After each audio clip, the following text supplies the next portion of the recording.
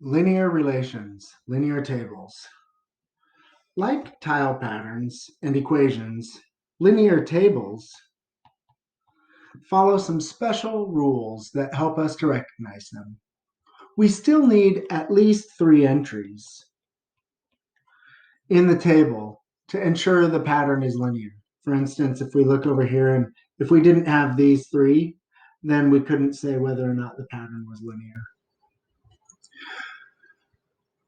There must be a blank additive change. There must be a constant additive change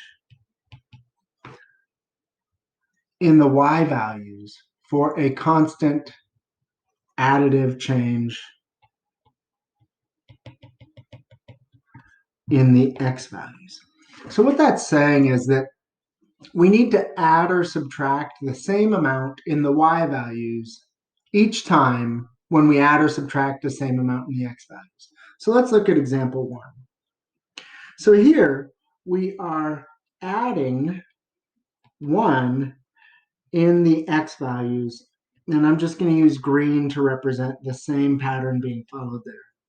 In the y values, we add 3 there, and we add 3 there, and there, and there.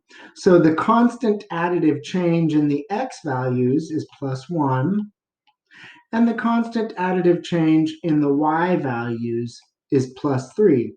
So this is a linear pattern. In example 1, we say that the relationship is increasing. It's increasing because as the x values increase, the y values are also increasing. So here as the x values increase by 1, the y values are increasing by 3. So that's an increasing relationship.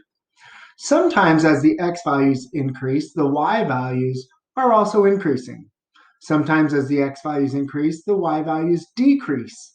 In these cases, we say that the relationship is decreasing.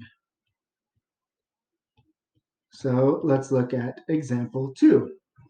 In example 2, again, we have an increase of 1 in our x values. So as we're constant additive increase.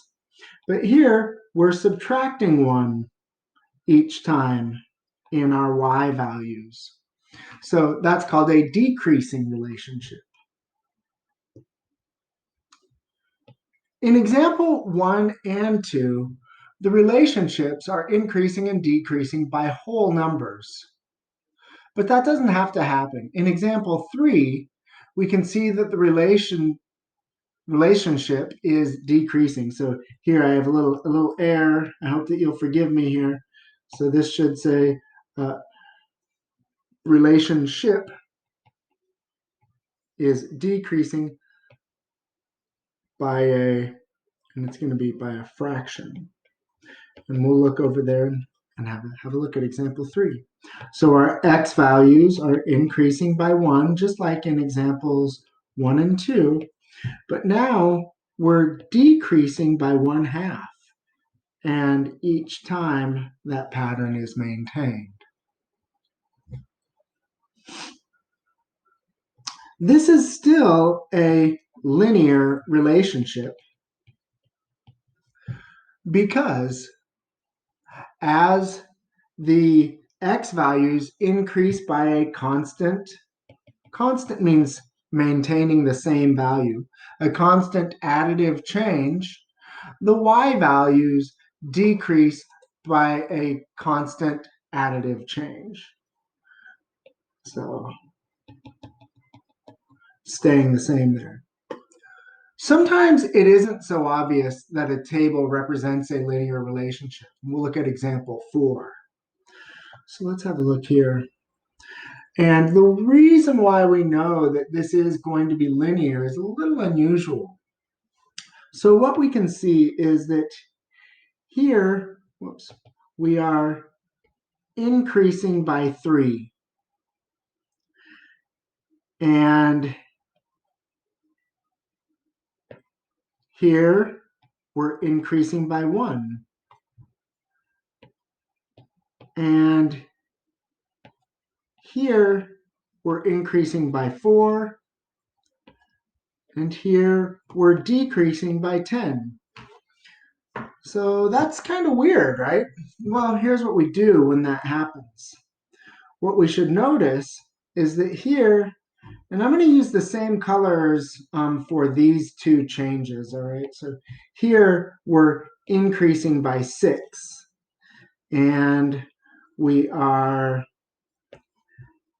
increasing by 2, and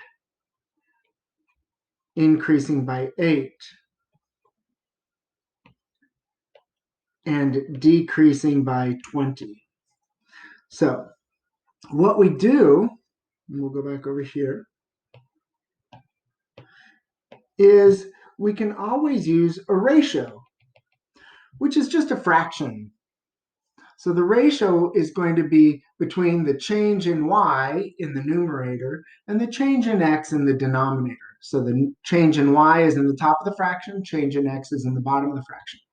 We sometimes represent this as little triangle y over little triangle x. It can be read as delta y over delta x. And that's because delta is a Greek letter that mathematicians have decided means change in. So it's change in y over change in x.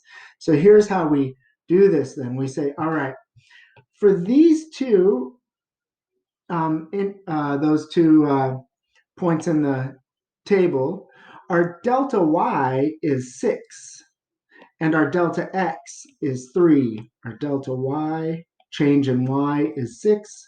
Our delta x, our change in x, is 3. And what we should notice is that equals then, when we look at the difference between these two, our delta y is 2 and our delta x is 1. Our delta y is 2 and our delta x is 1. And then we move on to the next two. And there we have a delta y of 8 and a delta x of 4. And the next two is a delta y of negative 20 and a delta x of negative 10.